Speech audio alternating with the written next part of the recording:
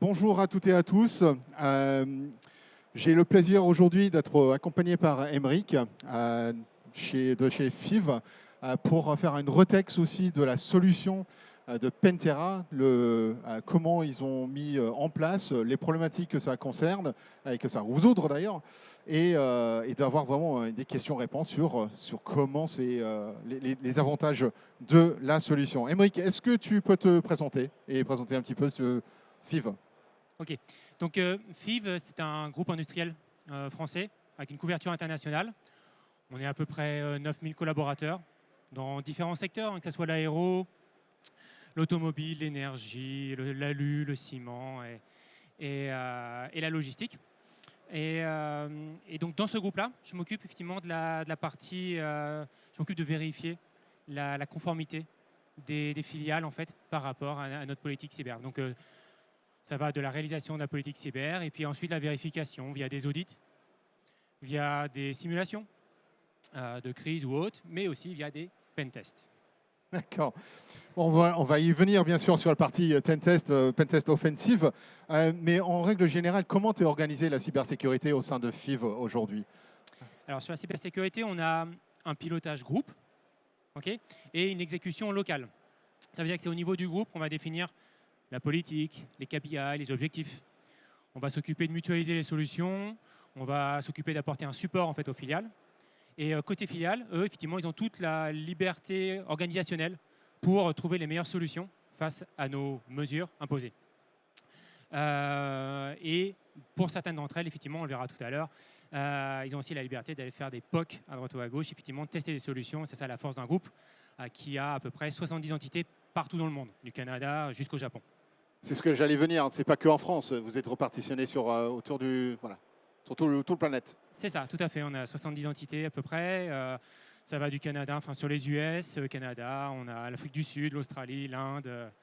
On a une partie asiatique également, Chine, Japon et évidemment l'Europe. Donc, si on peut prendre juste un peu de recul, donc on veut dire la vie avant Pentera chez vous, quels étaient les enjeux ou quelles étaient les problématiques que les équipes ont confrontées avant d'avoir cette visibilité de la validation des différentes lignes de défense? Alors, on avait déjà un usage, on va dire, assez classique des pentests. Ça veut dire quoi? Ça veut dire des pentests ponctuels. À un instant T, on fait tourner les pentests. Plutôt qualitatifs, d'accord, mais pas forcément reproductibles et puis qui ne tombaient pas forcément sur le bon moment dans l'année ou autre, avec une certaine lourdeur derrière, aussi bien sur la partie préparation, organisation que remédiation. Et donc, du coup, c'est pour ça qu'on a commencé à rechercher effectivement des solutions qui nous permettraient d'augmenter la fréquence de ces tests pour être sûr de tomber en fait au bon moment et d'identifier les bons risques. On a aussi discuté des différences, des angles morts, des éléments comme ça aussi, qu'en gros, c'est le système d'information, c'est quelque chose qui bouge, qui vit. Et du coup, c'est cette notion de faire en continu ou de faire ponctuellement, je veux dire, pardon, qui posait aussi les problèmes de la visibilité. C'est-à-dire, moi, j'utilise l'exemple du radar sur autoroute. On sait que, voilà, juste après la radar, tout le monde va faire 110 km/h. Mais par contre, 10 mètres, 100 mètres après, voilà, on sait qu'il y aura une réaccélération des différentes solutions qui sont mises en place par le business. Voilà, ils n'ont pas fait de bêtises, mais ça poserait aussi des problèmes de visibilité et de gouvernance, j'imagine aussi. Oui, clairement, on a, bon, effectivement, il y a les petits malins qui vont nettoyer la place avant les audits, et puis après, ils vont tout redémarrer après. Ça arrive partout. Mais non, la problématique qu'on avait, c'est que le contexte change constamment. Je veux dire, il y a un risque qui peut apparaître effectivement en début de mois, ou par exemple, votre application RH, si elle tombe effectivement au moment de la paye, ça va être plus critique que si c'est sur une période un peu plus cool. Donc effectivement, il y a des risques. La probabilité, l'impact des risques en fait vont évoluer selon la période que vous visez en fait dans l'année. Et faire un pentest ponctuel, annuel, c'est pas suffisant en fait pour être suffisamment parlant, criant par rapport effectivement à avoir une vue réaliste en fait des risques. C'est pour ça qu'effectivement, il faut augmenter la fréquence pour être sûr de tomber en fait sur les bons moments. Et c'est dans cette problématique-là, effectivement, qu'on vous souhaitait résoudre en fait au moment avant Pentera. Du coup, une fois on va dire le challenge, le défi a été défini, comment est-ce que toi, les équipes, peut-être le groupe en général, vous avez pu identifier les différents acteurs du marché, notamment Pentera, pour répondre à ces besoins? Alors, on a commencé à peu près 3 ans. Bon, il n'y avait pas énormément d'acteurs sur le marché sur cette partie-là, des pentests automatisés, des pentests effectivement industrialisés. Et donc, du coup, effectivement, tout naturellement, on est parti sur Pantera. Je disais tout à l'heure, effectivement, le rôle important de nos filiales. C'est effectivement une de nos filiales qui a Poké, qui s'est proposé d'être en early adopter et qui, du coup, effectivement, en fait, a commencé à tester l'application sur un environnement effectivement suffisamment représentatif. Et on est parti là-dessus. Après, effectivement, les résultats ont parlé d'eux-mêmes. Clairement, quand on a vu, on est parti, si vous voulez, d'un risque. OK, il y a cette vulnérabilité qui pourrait nous faire mal. Mais là, en fait, en voyant les rapports Pantera, en fait, on a vu, bah oui, ce scénario-là permet d'aller jusque-là. On avait vraiment clairement en fait l'impact qui ressortait derrière. Donc oui, ça effectivement c'était important pour nous, quoi. Et comment est-ce que ça s'est marché que la filiale a identifié et que en gros ils t'ont vendu sur la solution. Oui. C'est un peu étrange que ça arrive comme ça. Donc il y avait quelque chose qui était qui était vu sur cette filiale-là, qui a été répliqué sur les différentes filiales et que éventuellement tu as vu l'avantage d'avoir ça sur tout le groupe ou comment ce choix-là a été fait? Clairement, quand on voyait les rapports qui étaient directement actionnables derrière, on pouvait savoir effectivement qu'est-ce qu'on devait faire, comment le remédier en fait, et qu'on voyait effectivement des scénarios concrets fonctionner. Parce qu'effectivement, on se met dans la peau d'un attaquant, donc c'est l'idéal plutôt que d'aller se focuser sur telle ou telle, enfin d'arbitrer sur telle ou telle vulnérabilité. Là, on avait le scénario d'attaque qui fonctionnait, donc clairement, il fallait agir quelque part. Donc les rapports, en fait, on parlait d'eux-mêmes. L'appropriation également de la solution par l'équipe IT locale, ça a joué effectivement pour nous convaincre, en tout cas effectivement, de passer en fait à l'échelle sur ce genre de solution, quoi. D'accord. Et c'est parce que j'imagine que tu avais aussi quand même une visibilité de vulnérabilité type ce que nous on appelle classique ou statique des CVE. Donc ça, c'était quelque chose que tu avais déjà cette vision avant de regarder la partie dynamique, la partie exploitable aussi. Oui, tout à fait. Effectivement, on a un VOC effectivement, qui nous permet effectivement de piloter ce genre de problématiques.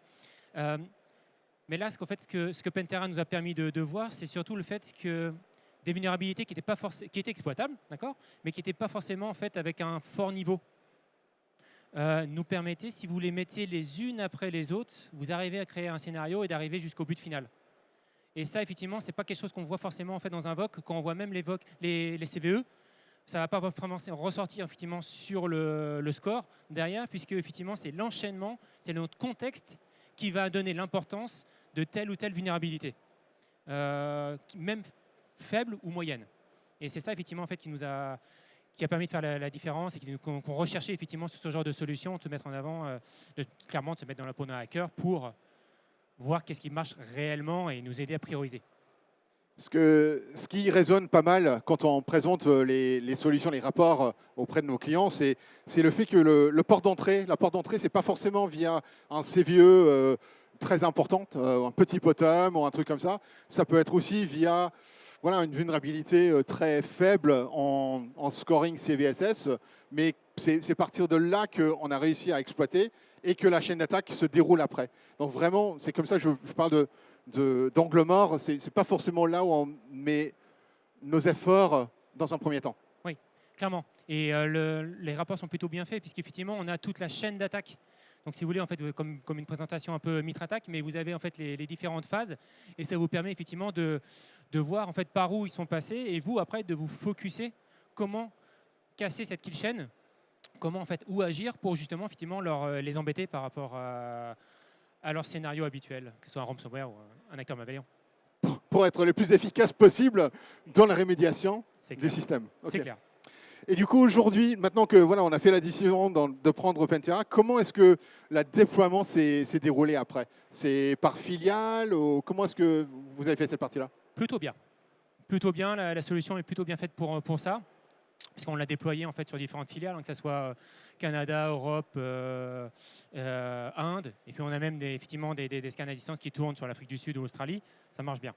Le déploiement, effectivement, c'est bien passé. La solution est faite pour ça. Donc, il n'y a pas eu de problème majeur. Il faut juste cadrer. D'accord, hein, vous cadrez effectivement le projet au début. Et après, effectivement, ça roule et faire des suivis réguliers, des réunions de suivi, comme un projet classique.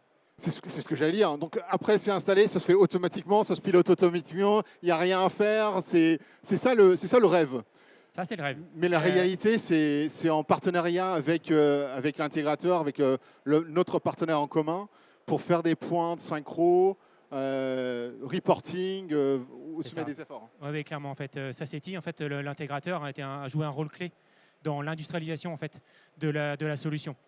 Parce qu'ils s'occupent effectivement de l'implémentation, ils vont s'occuper également du support derrière, puis ils vont s'occuper également en fait, d'animer des réunions de suivi trimestriel ou même mensuel. Enfin, ça va dépendre, mais d'accompagner effectivement les filiales dans l'usage de la solution. Ce qui marche bien aussi, c'est les réunions. On a des réunions régulières en fait, où tout le monde est convié et on va pouvoir en fait, échanger sur des problématiques, mais aussi sur des évolutions. On en a encore une hier après-midi qui nous permet effectivement, et pendant ces réunions-là, on ne va pas hésiter effectivement à agir tout de suite sur une problématique et à la partager en fait avec les autres filiales pour que ça aille encore plus vite, fluidifier effectivement l'information et la maintenir son usage en fait au top.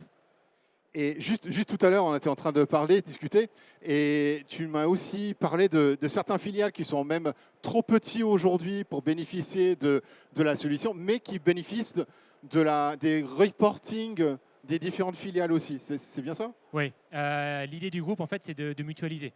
On l'a vu tout à l'heure avec le POC et compagnie et tout, mais c'est de mutualiser. Donc, ce qui fait que pour certaines filiales, on n'a même pas besoin d'aller prendre la peine de lancer un pen test, même ponctuel ou autre et tout. On sait qu'ils vont être forcément éligibles à ce genre de problématique, mais c'est de capitaliser l'expérience, les solutions qu'on a identifiées en fait via les pen tests, via les rapports de Pentera. On va pouvoir effectivement les appliquer presque les yeux aveuglément sur des filiales qui n'ont pas forcément en fait lancé de pen test parce qu'on sait effectivement qu'ils vont être éligibles. Pourquoi? Parce qu'effectivement, on a certaines filiales qui ont différentes tailles, qui n'ont pas forcément la taille critique pour implémenter ce genre de solution. Mais par contre, ils peuvent bénéficier des conséquences de ce genre de solution de par le groupe et de par en fait, l'expérience qu'on a acquis grâce aux filiales moyennes ou aux plus grandes filiales. Ça, c'est un retour que je n'ai pas eu avant et c'est très intéressant, cette partie-là. Il y a une autre partie, donc il y a la partie, on va dire, offensive, c'est tout offensive, mais de testing. Et après, il y a aussi l'émulation de ransomware. Donc on sait très bien aussi que les filiales, dans des grands groupes, les filiales sont aussi ciblées, les petites filiales sont ciblées comme porte d'entrée pour différentes typologies d'attaques, de différents vecteurs. Et un des vecteurs, c'est ransomware. C'est quelque chose que vous émulerez aussi aujourd'hui en utilisant la plateforme. C'est bien ça? Oui, clairement. L'inconvénient effectivement d'un grand groupe comme ça, c'est qu'avec plusieurs filiales indépendantes, c'est que du coup, en fait, ça augmente notre exposition, clairement. Et il suffit qu'il y en ait une qui soit touchée pour que effectivement, la réputation de l'ensemble du groupe en pâtisse. Donc, du coup, effectivement, le côté émulation en fait, de ransomware, très important en fait, sur la partie Pentera. Pourquoi? Parce que les ransomware, tout le monde en parle. D'accord. Mais très peu d'équipes IT peuvent dire, voilà, j'ai joué ce scénario-là de ransomware chez moi. Et voilà ce que ça a donné. Soit je l'ai bloqué suffisamment tôt, un logbit ou un clop. Soit on peut dire, ouais, le scénario a été jusqu'au bout et le scénario Pentera a été jusqu'à envoyer des fausses données sur les vrais serveurs de Black Cat ou autres. Donc oui, effectivement, on passe tout de suite sur du concret.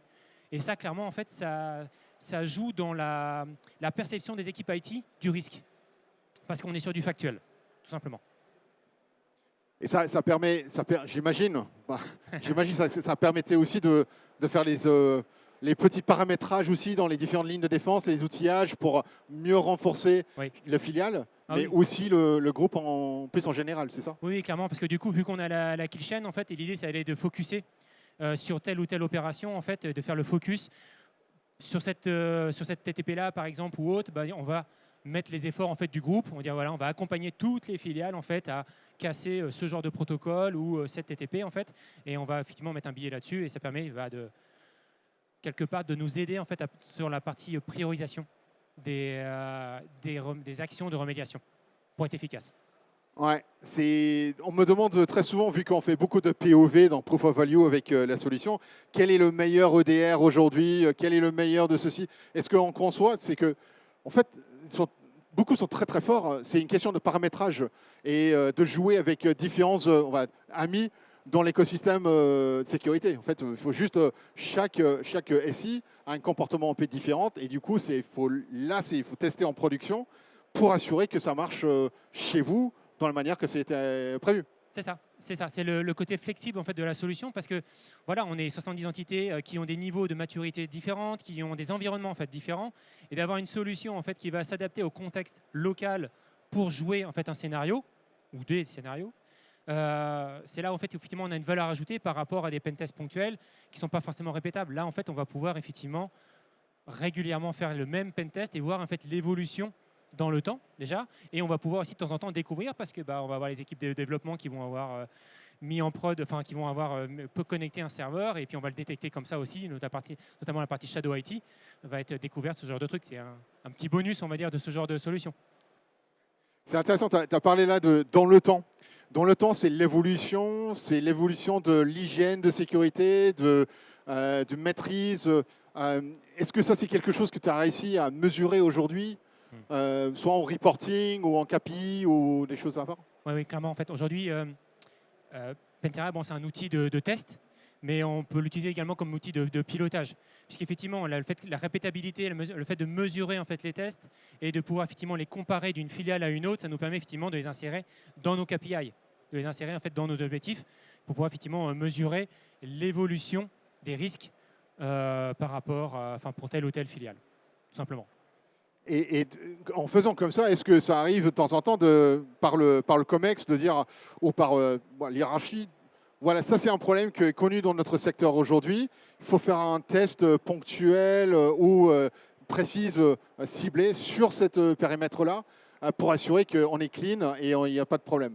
Oui, c'est clairement en fait, l'avantage d'avoir la solution clé en main en fait, directement actionnable. Lors d'un audit où effectivement parce que ça descend du COMEX du CODIR, on doit tester telle ou telle problématique, on a la possibilité de sortir le scénario et en quelques clics, on va pouvoir en fait, avoir lancé le scénario et avoir le rapport en fait, derrière. Donc clairement, oui, c'est un avantage de ce côté flexible de la solution pour pouvoir être réactif quand on nous demande certaines choses, mais aussi effectivement en cas d'audit également. Ça peut être intéressant. Et rassure-moi que tu as eu quand même un meilleur scoring aujourd'hui qu'il y a 3 ans. Oui, clairement. En fait, avec ce genre de solution, on va aller attaquer les chemins d'attaque. Les vulnérabilités, ça n'a pas forcément, oui, ça a évolué, mais pas aussi rapidement. Ce qui nous a intéressé, en fait, c'est les chemins d'attaque. Clairement, en fait, on va aller les attaquer un par un pour effectivement casser, faire ces kill chains, en fait. Ça, c'est quelque chose que voilà, on peut bien définir et voir les résultats tout de suite. Et du coup, c'est mesurable. C'est quelque chose qui, voilà, on peut dire, c'est mesurable, comparable d'une filiale à une autre et compagnie. En gros, en fait, on a les mêmes objectifs, les mêmes KPI pour tout le monde, mais effectivement, c'est le scope qui va changer en fait localement. Le fait qu'on ait le même outil, c'est comment ils vont l'adapter qui va faire la différence, qui va s'adapter.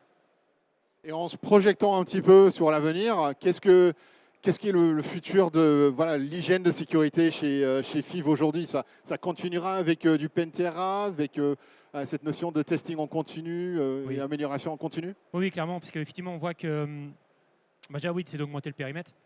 Aujourd'hui, c'est d'aller encore toujours plus loin, c'est d'augmenter effectivement les fréquences des tests et compagnie et tout. Là, c'est parti. Puis on a vu effectivement, il y a des nouvelles, avec la V8 de Pentera, il y a des nouvelles fonctionnalités qui arrivent. Ça va être effectivement d'engager le pas en fait là-dedans. Donc oui, ça va être les prochaines évolutions effectivement de notre usage de Pentera. Et quand on parle d'évolution, très souvent, on pose des questions sur l'IA. Oui. Et l'IA, c'est comment les solutions vont intégrer l'IA, mais aussi comment on va tester l'IA et quelles sont les stratégies de l'implémentation de l'IA dans une structure, chez vous par exemple. Oui.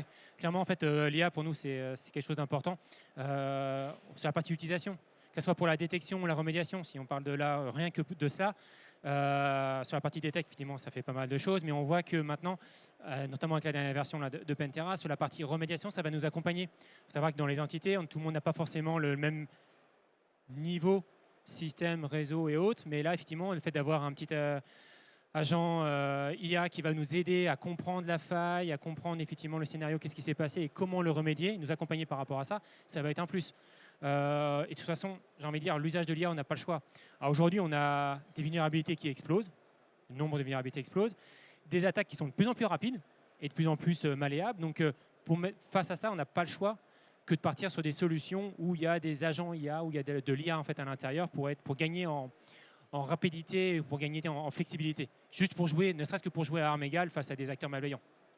Et c'est pour ça que voilà, on a dû nous aussi agir comme les autres pour intégrer cette couche IA pour être aussi dynamique dans la détection et aussi dans le comportement des acteurs sur les différents périmètres, que ce soit sur l'interne, sur ce que soit l'externe, ou que ce soit sur le cloud aussi. Donc c'est quelque chose qui est voilà, c'est un champ de bataille qui est très évolutif. Ouais, je suis d'accord. Et du coup, avec un peu de recul, là maintenant, des dernières années ensemble, s'il y a des questions, des conseils sur le principe d'industrialiser les pentests automatisés, quelles sont tes remarques et quels sont tes ressentis? Bah, tant qu'on reste sur un schéma audit ponctuel, on va passer à côté de la réalité des risques. On l'a vu tout à l'heure, le contexte, il change constamment selon la période de l'année. Donc, on n'a pas le choix que de partir sur des tests continus, sur des tests, effectivement, sur l'industrialisation en fait, des pentests. Donc, en l'occurrence, effectivement, il nous faut des solutions comme ça qui nous permettent, c'est les seules solutions qui nous permettent de répondre à ce genre de besoins. C'est super. Voilà, c'est là-dessus que je voulais terminer aussi. Donc, merci pour ça, Aymeric. Et comme ça, il nous reste 5 minutes. Je ne sais pas s'il y a des questions pour Aymeric directement. Moi, je me demandais si vous mainteniez quand même les pentests humains une fois par an pour compléter, parce que Pentera vous permet de faire de l'amélioration continue de l'infrastructure. Mais est-ce que vous maintenez quand même un pentest humain tous les ans pour aller pointer du doigt peut-être un niveau de détail plus élevé que Pentera, peut-être? On n'a pas fait une croix sur les pentests humains, d'accord?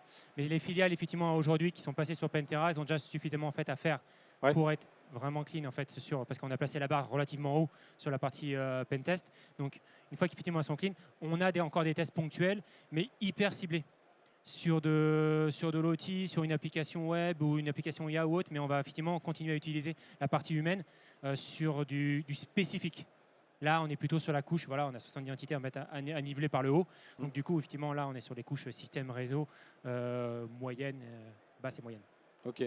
Et la cyberkill chain utilisée dans Pentera, c'est celle IBIO-CRM en 5 étapes ou alors c'est le niveau de précision du MITRE-ATT&CK C'est le niveau de précision MITRE-ATT&CK. Ok. De la reco jusqu'à l'exfiltration.